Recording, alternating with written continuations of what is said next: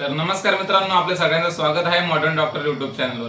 तर तुम्हाला माहितीच आहे, आपण BMS ची सिरीज चालू केली. पेपर आपण प्रिडिक्ट करतोय, काय क्वेश्चन येईल काय नाही. त्याच्याने तुम्हाला खूप हेल्प होते असं आपल्याला समजलं आहे आणि तुमचे कमेंट्स पण बघून खूप वाटते. तर मग आज आपण जसं संस्कृतचा पेपर आपण प्रिडिक्ट केला, तसंच आपण आज त्याचे MCQ सांगणार आहोत. म्हणजे असं पेपर प्रिडिक्ट नाही करणार आपण, पण ते कसं लिहायचं काय काय नाही हे आपण सांगू. तर आज म्हणजे MCQ बद्दल पुरे आपल्याला सांगणार आहे कुंदन सर. तर मित्रांनो, आज आपण बघणार आहोत की तुमचे जे MCQ येतात संस्कृत पेपरमध्ये, तर ते काही 15 मार्काचे MCQ तुमचे सिलेक्टेड 3 टॉपिकवरून येतात: कारक, संज्ञा आणि वर्णनाम, परिचय. तर आपण आज ते 3 टॉपिकवरतून म्हणजे कोणते सिलेक्टेड क्वेश्चन, म्हणजे असं तरी सांगा आपण सिलेक्टेड क्वेश्चन, बट तुम्ही कोणतं कोणतं करून जा हे तुम्हाला सांगू शकतो मी. त्यानंतर आज आपण पहिला वर्णनाम परिचयमधून बघणार आहोत की वर्ण हे 2 प्रकारचे असतात, स्वर आणि व्यंजन.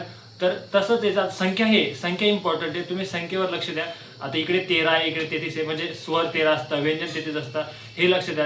त्यामध्ये पण ह्रस्व, दीर्घ, प्लुत यांची पण किती संख्या आहे ते सगळे लक्षात ठेवा. ह्याच्यावर MCQ बनवू शकतो तुमचं. त्यानंतर आपण उच्चारण स्थान, सगळ्यात इम्पॉर्टंट उच्चारण स्थान आहे, किती आहे ते संख्येमध्ये ते पण लक्षात ठेवा. त्यांचे सूत्र लक्षात ठेवा, सूत्रांवरती MCQ येतं.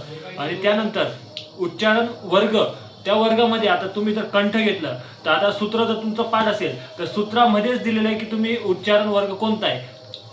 आता वर्ग म्हणजे क ख ग घ घ न विसर्ग, हे एवढे सगळे उच्चारण वर्गामध्ये येतात कंठमध्ये. तर तुम्ही ह्या प्रकारे हे सगळे 10 जेवढे दिलेले ह्या पेजवरती तेवढे पाठ करून घ्या. याच्यामध्ये MCQ तुम्हाला नक्कीच पडणार आहे उद्या. त्यानंतर आपण बघणार आहोत की माहेश्वरी सूत्र, हे सगळ्यात इम्पॉर्टंट टॉपिक आहे. माहेश्वरी सूत्र, तर हे किती असतात टोटल, काय ते सगळं लक्षात म्हणजे तुम्ही एकदा वाचून घ्या काय काय नाही. त्यानंतर स्वर किती आहे, व्यंजन किती, यामध्ये पण ते बघून घ्या. याच्यावर MCQ मोस्टली पडणारच तुम्हाला. आणि लास्टला आहे त्यानंतर एक प्रयत्न हे 2 प्रकारचे असतात, अभ्यंतर आणि बाह्य. अभ्यंतर हे 5 असतात आणि बाह्य हे 11 असतात. तर यावर पण कसं MCQ पडतो तुम्हाला, की तुम्हाला जर विचारून घ्यायचं तर ईर्ष्यत सपृष्ठ, तर तुम्ही आता याच्यामध्ये कोणते येतात, य र ल व, जर तुम्हाला माहित असेल तर तुम्ही तिथे लिहू शकणार. तर तुम्ही ह्या गोष्टींवर थोडं भार द्या. बघा इथे मी जसं लिहिलेलं आहे ह्या पेपरमध्ये तसं सेम, म्हणजे तुम्ही हे पाठ करून घ्या की कशामध्ये काय येतं, बाह्यमध्ये कोणते कोणते येतं, विवाह, संवाद, श्वास, नाद, घोष, या सगळ्या गोष्टी तुम्ही बघून घ्या एकदा. म्हणजे MCQ तुमचे हातातले मार्क आहे, 15 मार्क तुम्हाला इझिली भेटू शकतात. तर तुम्ही म्हणजे पासिंगसाठी MCQ इम्पॉर्टंट आहे, तुम्ही याच्यावर लक्ष द्या. आता इथे काय महाप्राण कोणते असतात, 2 ते 4 शल प्रत्याहार असतात. आता हे आता सिली म्हणजे येथे मिस्टेक होते आपली की आपण वरती खाली असं काय जमलिंग होऊन जाते. तर याच्यावर लक्ष द्या. अल्पप्राण काय, 1 3 5 वर्ण यन, हे लक्ष द्या.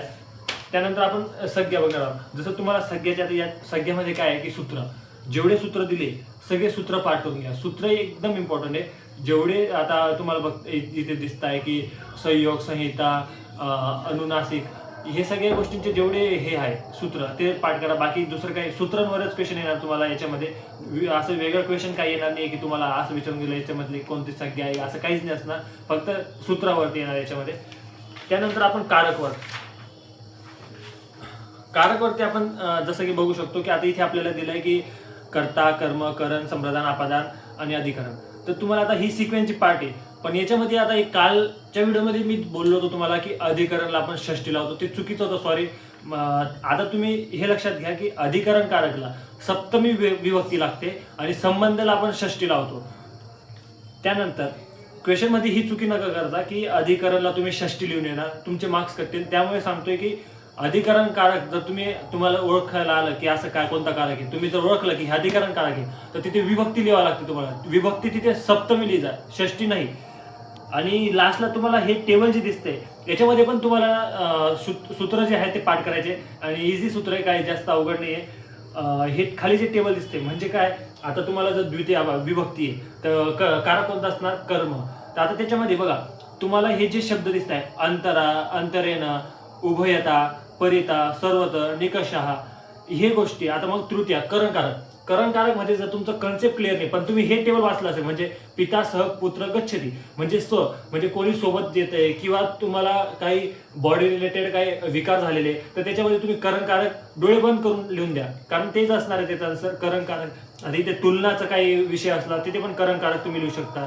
किंवा आता बघू शकता तुम्ही पंचमी अपादान कारक मध्ये की तुम्हाला भय वाटतंय किंवा तुम्हाला रक्ष किंवा दूर जाते, काही गोष्ट एका वस्तूपासून लांब होते, त्याच्यामध्ये तुम्ही अपादानकारक लिहा आणि त्यांचे सूत्र पण लिहा तिथे.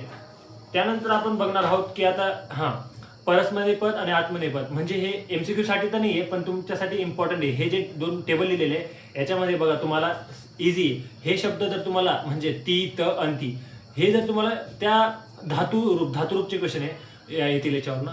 धातू म्हणजे आता बघा एक शब्द असेल त्याच्या जर तुम्हाला लास्टला ती दिसतंय किंवा तुम्हाला हे टेबल पाठ करून घ्या आणि ते परस्मैपदी पद आत्मनेपदी पद हे वेगळे तुम्ही पाठ करा. म्हणजे कसं आहे की आता जमले नको व्हायला तिथे तुमचे म्हणजे लिहिताना वगैरे, तर तुम्हाला आलं आणि त्याच्यामध्ये पण ना ते कुठे अनुस्वार आहे, कुठे काय रफार आहे, ह्या गोष्टींवर लहान गोष्टींवर लक्ष द्या, त्याच्यावर पण मार्क्स कटतात. आता याच्यामध्ये जसं बघता ती त आणि ती सी त मी आम्ही आव आम, तर आता याच्यामध्ये पण अनुस्वार कुठे कोणत्या आता त ला, थ ला, व ला, म ला ह्या गोष्टींवर लक्ष द्या. इथे बघा आणि हेच आता बघा त इथे पण आहे, लोट लकारमध्ये पण त आहे, पण आता इथे अनुस्वार आहे त ला. हे सिली मिस्टेक आपण तिथे करतो आणि त्यामुळे आपलं पूर्ण मार्क जातं. तर आणि खाली बघू वाक्यप्रयोगमध्ये आता म्हणजे वाक्याचं रूपांतरमध्ये कर्तरी कर्मणीचे क्वेश्चन येतात तुम्हाला 2-3 लास्ट LQला येतात. त्याच्यामध्ये पण हा फॉर्म्युला यूज करू शकतो तुम्ही 1 to 1 3 1 1 म्हणजे कर्तरी तुम्ही कर्मणी करत असणार ट्रान्सलेट. तर कसं करणार तुम्ही, जर आता ते क्वेश्चन असणार आहे 1 to 1 म्हणजे कर्ता कर्म आणि क्रियापदमध्ये, तर तुम्हाला त्याचं कसं करायचंय कर्तामध्ये तृतीय विभक्तीमध्ये करायचंय. पहिले प्रथमामध्ये होता, आता तृतीयामध्ये करायचंय. कर्म हा द्वितीयामध्ये होता तर त्याला प्रथमामध्ये करायचंय आणि क्रियापद हा प्रथमामध्ये होता तर प्रथमामध्येच ठेवा, त्याला तुम्ही बदलू नका. हेच एवढं सांगायचं होतं. बाकी तर सगळं तुम्ही व्यवस्थित केलंच असणार आणि उद्याच्या पेपरसाठी तुम्हाला ऑल द बेस्ट. थँक्यू.